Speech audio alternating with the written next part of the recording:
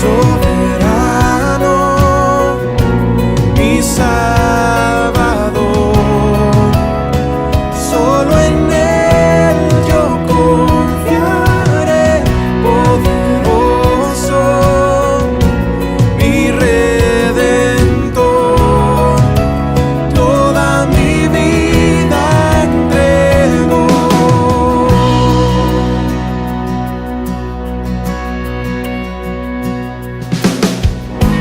No temeré, pues en tu amor seguro estoy. Tu salvación eterna es, eres fiel.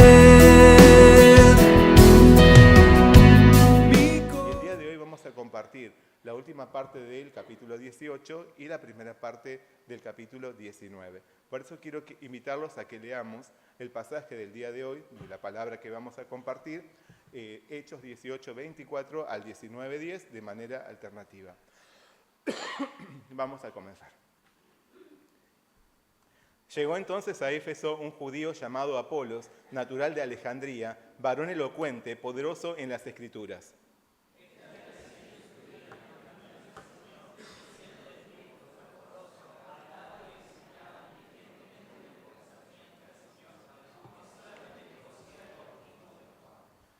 Y comenzó a hablar con denuedo en la sinagoga, pero cuando le oyeron Priscila y Aquila, le tomaron aparte y le expusieron más exactamente el camino de Dios.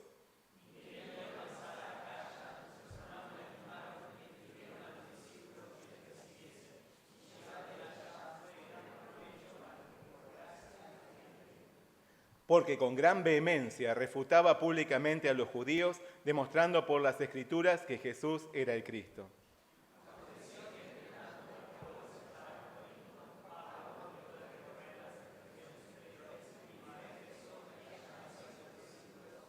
Les dijo: ¿recibisteis el Espíritu Santo cuando creísteis? Y ellos le dijeron: ni siquiera hemos oído si hay Espíritu Santo.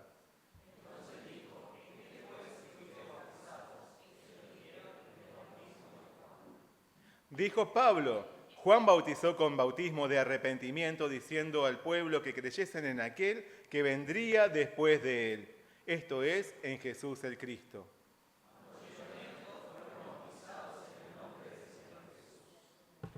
Y habiéndoles impuesto Pablo las manos, vino sobre ellos el Espíritu Santo, y hablaban en lenguas y profetizaban. Y entrando Pablo en la sinagoga, habló con denuedo por espacio de 3 meses, discutiendo y persuadiendo acerca del reino de Dios.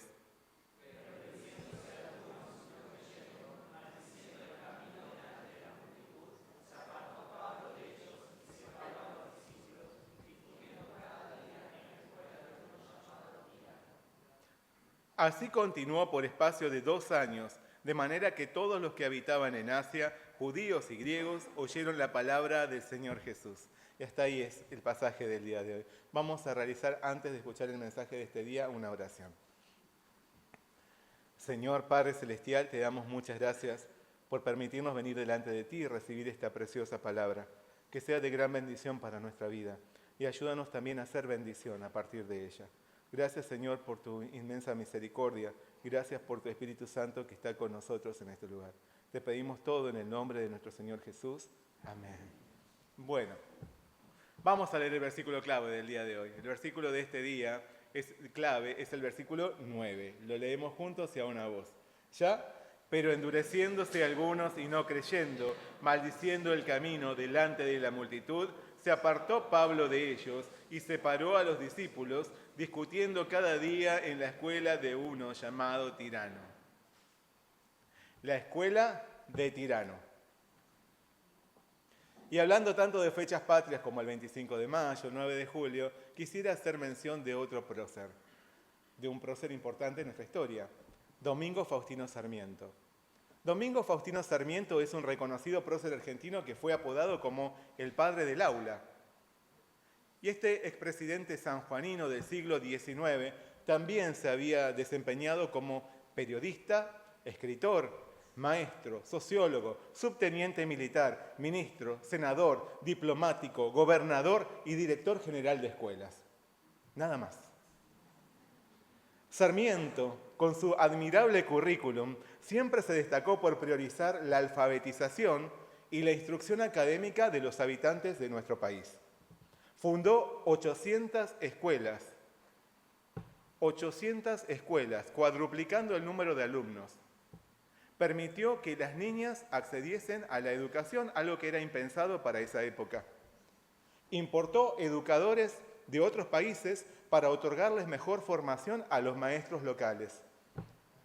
Estudió la distribución y el nivel educativo de la población y fomentó las subvenciones para que todos pudiesen acceder a la escuela. Sarmiento, el padre del aula, creó un sistema educativo que favorecía la inclusión de todos los sectores. Este prócer consideraba vital la instrucción de los hombres. Él mismo lo dijo, para que saliesen de la barbarie, de la ignorancia, y para que alcanzasen plena libertad. Sarmiento afirmaba que el destino del país dependía del trabajo en el aula. Al igual que Sarmiento, y sobre todo al igual que Jesús, el mayor maestro de la historia, Pablo también se destacó por priorizar la instrucción de las personas. Si bien él no ocupó grandes cargos políticos ni ostentaba profesiones de renombre, hizo todo lo posible para que la enseñanza de la palabra de Dios fuese accesible a todos. Pablo fue una especie de Sarmiento, padre del aula cristiana. Para él, el destino de la humanidad dependía de la preparación espiritual de las almas para que abandonasen la ignorancia y para que alcanzasen verdadera libertad en Cristo. La palabra de hoy nos muestra la importancia del estudio correcto y profundo de las Escrituras, a fin de disfrutar de la abundante gracia de nuestro Señor, a fin de volvernos una bendición para el mundo. Pablo nos desafía. Pablo hoy te está desafiando. Pablo nos desafía a prepararnos espiritualmente para ser instrumentos del Señor en medio de una sociedad que impone sus propios pensamientos y criterios. Sarmiento priorizó la educación terrenal y la formación de los ciudadanos para el desarrollo de la nación. Nosotros somos llamados a ser portavoces y maestros de la palabra de Dios para comunicar libertad y salvación eterna en Cristo. ¿Estás dispuesto a vivir como un hacedor de discípulos de Jesús a favor de la extensión del reino de Dios? ¿Amén? Amén. Como vimos la semana pasada, Pablo quiso viajar sin demoras de Corinto a Jerusalén a fin de presentarse en el templo para cumplir con un voto. En su travesía hizo una breve escala en Éfeso, donde participó en la sinagoga, y aunque los judíos le rogaron que se quedase por más tiempo, él no accedió. Él decidió marcharse. Aún así, dejando allí a Priscila y Aquila, les sembró una viva expectativa. Les dijo: es necesario que en todo caso yo guarde en Jerusalén la fiesta que viene. Pero otra vez volveré a vosotros, si Dios quiere. El gran deseo de Pablo era regresar al campo misionero. Así que luego de cumplir su voto, siguió su camino pasando por las comunidades de Jerusalén y Antioquía de Siria. Después continuó su expedición visitando las iglesias de Asia que había establecido en su primer viaje. Claramente su destino era Éfeso, al cual finalmente arribó. Éfeso era la tercera ciudad en importancia del imperio, la tercera ciudad en importancia de todo el imperio, detrás de Roma y Alejandría. Tenía 250.000 habitantes y su fortaleza económica residía en su prestigioso puerto. Éfeso era una ciudad culturalmente rica, ya que albergaba pobladores de todo el imperio. Entre ellos había una importante colonia judía. Esta ciudad era asimismo religiosamente famosa por contener el imponente templo de la diosa Diana, considerado una de las 7 maravillas del mundo. Por sus grandes dimensiones, con carreteras que conducían a numerosos puntos de Asia, Éfeso representaba un interesante centro estratégico para la evangelización mundial. Por eso Pablo ansiaba compartir allí la palabra de Dios y establecer varios discípulos de Jesús. Sin embargo, a causa de su viaje a Jerusalén, tardó al menos un año en regresar. Y mientras tanto, durante la ausencia de Pablo, mientras Priscila y Aquila se encontraban en la ciudad, el relato nos dice que llegó entonces a Éfeso un judío llamado Apolos, natural de Alejandría, varón elocuente, poderoso en las Escrituras. Este había sido instruido en el camino del Señor y siendo de espíritu fervoroso, hablaba y enseñaba diligentemente lo concerniente al Señor, aunque solamente conocía el bautismo de Juan. Y comenzó a hablar con denuedo en la sinagoga. Por aquellos días era frecuente encontrarse con predicadores ambulantes que visitaban diferentes ciudades compartiendo sus conocimientos. De cualquier cosa, no solo religioso. Eran predicadores ambulantes que iban de un lugar a otro predicando lo que sabían. También había cristianos valientes que recorrían el imperio con sus enseñanzas, aunque algunas de estas enseñanzas eran poco precisas, o no eran muy precisas. Uno de esos predicadores ambulantes o itinerantes, era Apolos, un varón judío procedente de Alejandría, justo la segunda ciudad en importancia del imperio. De Apolos se mencionan cualidades impresionantes. Aunque era judío, había sido instruido en el camino del Señor. Según se lo describe, Apolos era un varón elocuente.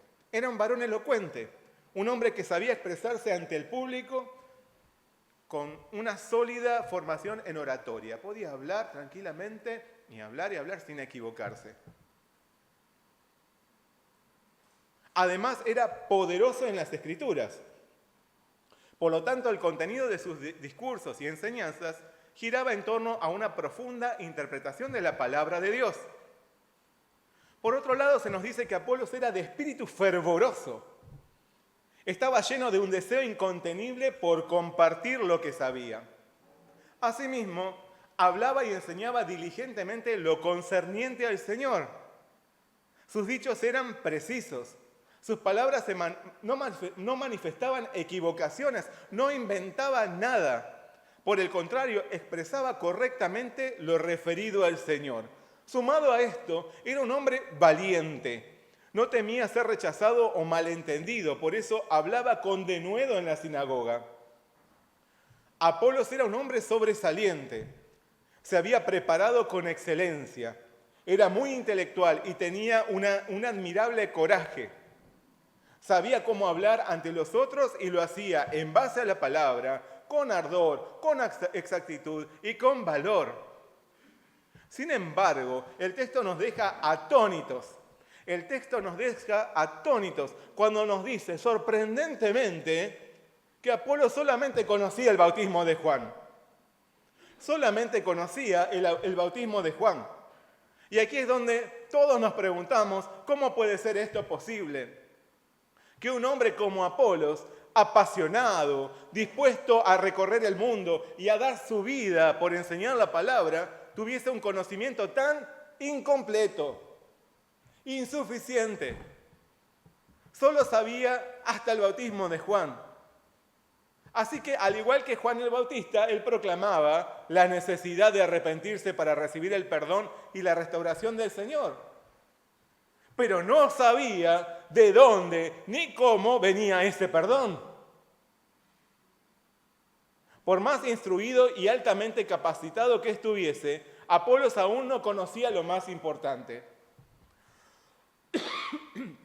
Por eso, cuando le oyeron Priscila y Aquila, le tomaron aparte y le expusieron más exactamente el camino de Dios. Apolos desconocía la obra de Jesús, que Él nos dio su perdón por darse a sí mismo como el pago de nuestro castigo al morir sobre una cruz aún sin merecerlo, porque murió sin tener pecado alguno, sino que el pecado que lo llevó a la muerte fue el nuestro.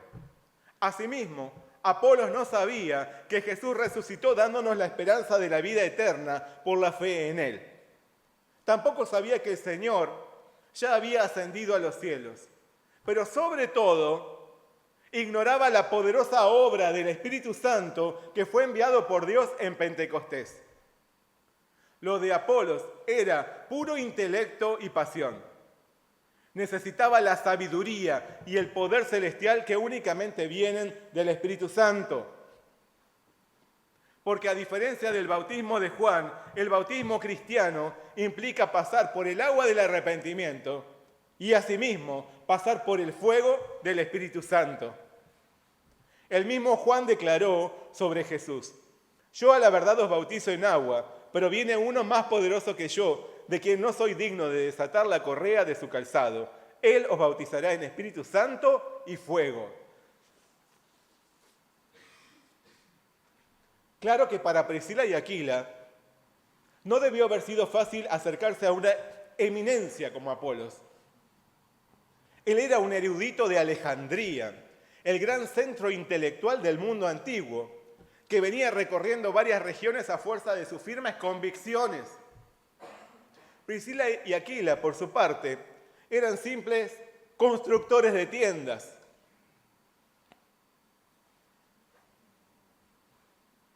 Pero ellos conocían la salvación de Jesús. Y por más eminente que haya sido Apolos, no temieron compartirle la verdad del Evangelio de Jesucristo para completar lo que le faltaba a ese predicador. Y Apolos no fue orgulloso. No consideró que unos trabajadores corrientes pudiesen enseñarle algo. No consideró que unos trabajadores corrientes no tenían nada que enseñarle a alguien como él. Todo lo contrario, fue humilde y los escuchó y recibió sus palabras con sencillez y alegría. Priscila y Aquila nos dan un buen ejemplo de valentía espiritual. Porque por más que otros sepan mucho, por más que tengan un gran conocimiento intelectual y que manifiesten una pasión exorbitante, si no conocen a Jesús, si no han experimentado el poder del Espíritu Santo, les falta todo. Por más que conozcan mucho de otras cosas, por más que tengan mucha pasión en lo que hacen, si no conocen a Jesús, si no han experimentado el Espíritu Santo, les falta todo. Y ante ellos no tenemos por qué inhibirnos o callarnos, sino que debemos compartirles a Cristo. Tenemos que proclamar la obra del Espíritu Santo con la autoridad espiritual que el Señor nos da. Continuamente vemos a personas que dedican todo su esfuerzo y capacidad a realizar tareas admirables, pero vacías. Todo el tiempo vemos gente que dedican toda su energía, su fuerza, ponen todo su tiempo en cosas que son admirables, pero son vacías. Personas apasionadas que se sacrifican por concretar sus proyectos y seguir sus convicciones, pero desconocen el Evangelio. Muchos tienen una profunda preparación, pero no han conocido a Jesús, ni han experimentado la unción del Espíritu Santo.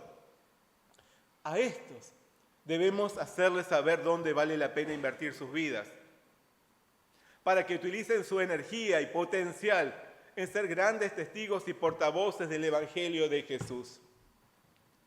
Continuamente vemos a personas que dedican todo su esfuerzo y capacidad en cosas que son del mundo. Personas que se dedican a estudiar filosofías o estudiar diferentes disciplinas del mundo y pasan horas y horas y horas con eso y les apasiona hablar de este tema, compartir con los otros. Hay personas que estudian cómo vender más en sus negocios y estudian, pasan tiempo armando diseños y fomentando esto en las calles, dando volantes, repartiendo para que vengan a comprar a sus comercios.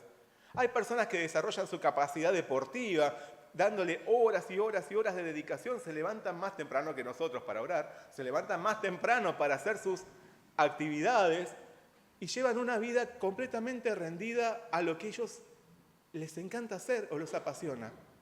Hay personas que pasan horas y horas y recorren muchos lugares para desarrollar sus talentos musicales.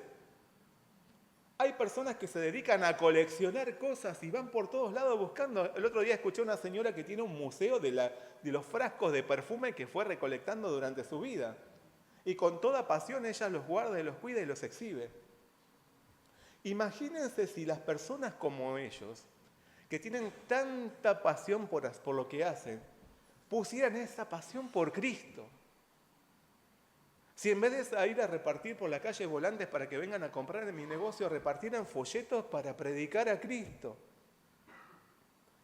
Si aquel que se dedica horas y horas a leer filosofías del mundo y después a compartirlo con los demás, se dedicara a estudiar la Biblia y a compartirlo.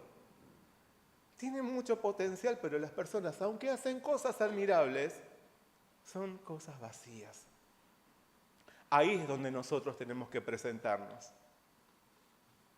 Ahí es donde nosotros debemos llevarle a Cristo, como Priscila y Aquila, sin inhibirnos.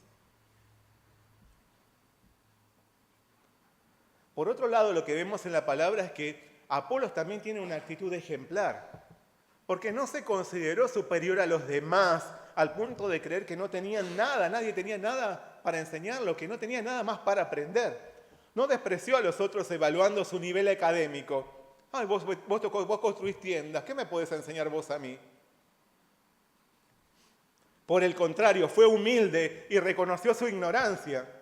Sin embargo, nosotros, aún sabiendo mucho menos que lo que Apolos sabía, y con una entrega y un sacrificio mucho menor que lo que Apolos daba, ¿no? Aún somos inexplicablemente arrogantes y obstinados ante la palabra de Dios.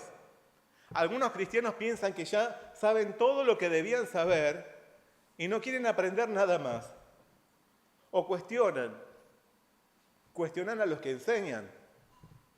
Otros consideran que ya han dado todo lo que debían dar y no quieren hacer nada nuevo. Se conforman con lo que ya han adquirido o hecho como si hubieran ya realizado lo suficiente. Pero Apolos no se comportó de esta manera. Su corazón sincero estaba abierto a saber más de la infinitud del Señor y descubrir lo que le era desconocido. Y no por el mero placer de saber, sino para poder compartirlo con nosotros. Por eso Dios le reveló por medio de Priscila y Aquila el Evangelio de Jesús. Así, Apolo fue bendecido por el Señor y se volvió una bendición para los demás. Entonces continuó su camino predicando, pero no solo el bautismo de Juan. Él anunciaba con toda convicción a Cristo. Llevando cartas de recomendación de los hermanos, se dirigió a Corinto y allí, por su vasto conocimiento, fue de gran provecho a los que por la gracia habían creído, porque con gran vehemencia refutaba públicamente a los judíos, demostrando por las Escrituras que Jesús era el Cristo. Apolos fue inmensamente útil en la obra de Dios porque no insistió en sus propios conceptos, razonamientos y capacidad. Él entendió que no podía solo ser un predicador elocuente, sino que necesitaba recibir y depender del Espíritu Santo para anunciar a Cristo con poder. Lamentablemente, en un mundo donde hay libre acceso a todo tipo de información,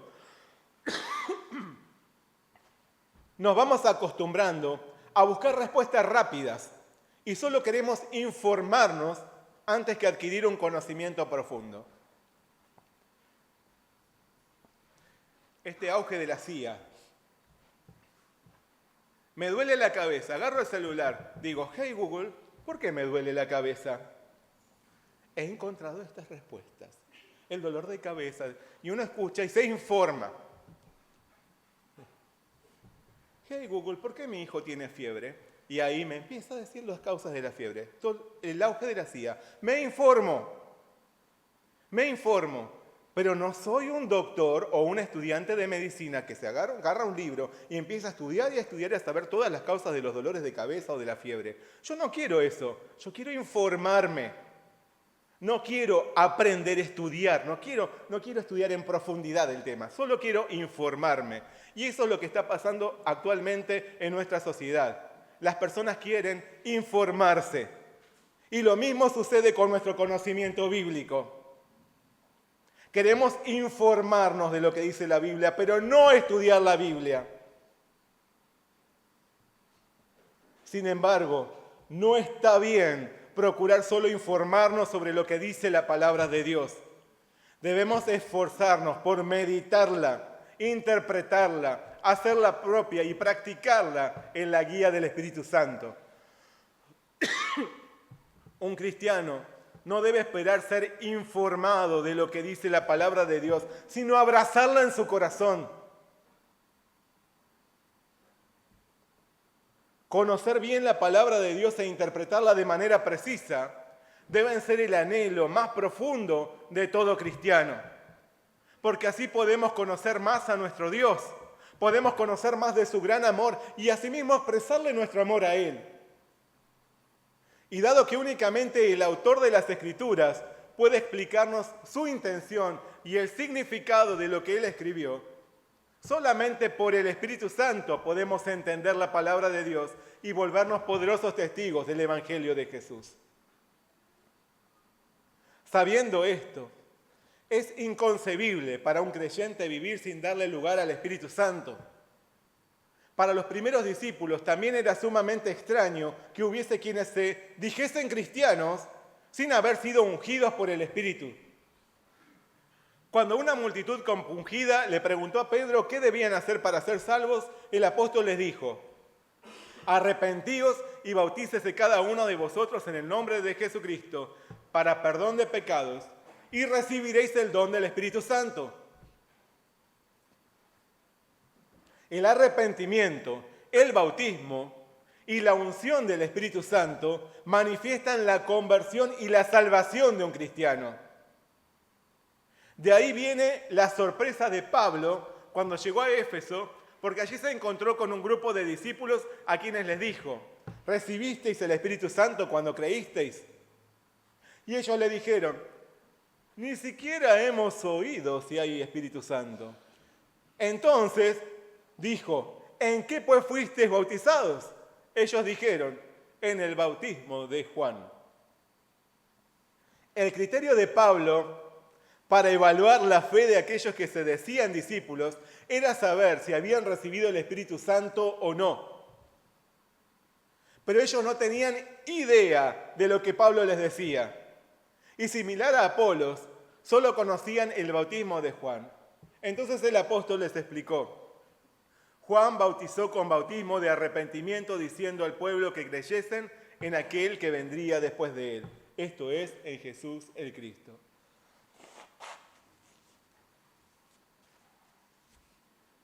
Señalando a Jesús, Juan el Bautista les había declarado a sus seguidores: he aquí el Cordero de Dios que quita el pecado del mundo. Este es el Hijo de Dios. Reconociendo entonces lo que Pablo les decía, los discípulos efesios fueron bautizados en el nombre del Señor Jesús. Y habiéndoles impuesto Pablo las manos, vino sobre ellos el Espíritu Santo, y hablaban en lenguas y profetizaban. Eran por todos unos 12 hombres. Aquellos hombres recibieron el don del Espíritu Santo por la intervención de Pablo. En ese derramamiento, el Señor completó la obra que había comenzado en ellos. Sin la presencia del Espíritu Santo en nuestro corazón, no puede haber un encuentro real con Jesús. Un cristiano sincero y auténtico anhela vivir en la unción del Espíritu Santo para permanecer en una estrecha comunión con el Señor. Dios haga de nosotros poderosos discípulos de Jesús, en continua comunión con Él, llenos del conocimiento espiritual de su palabra y llenos de su Espíritu Santo. No te conformes con informarte de la palabra. Estudiala, meditala, practicala, compartila. No te apoyes en tu propia capacidad. El poder viene del Espíritu Santo. Amén.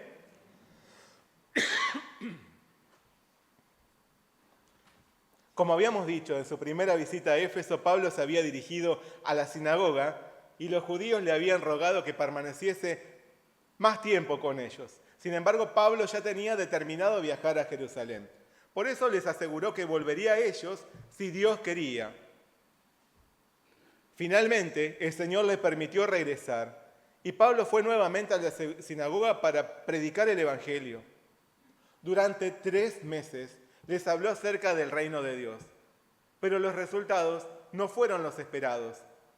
Hubo quienes se le opusieron y debió abandonar la sinagoga, porque endureciéndose algunos y no creyendo, maldiciendo el camino delante de la multitud, se apartó Pablo de ellos y separó a los discípulos discutiendo cada día en la escuela de uno llamado Tirano.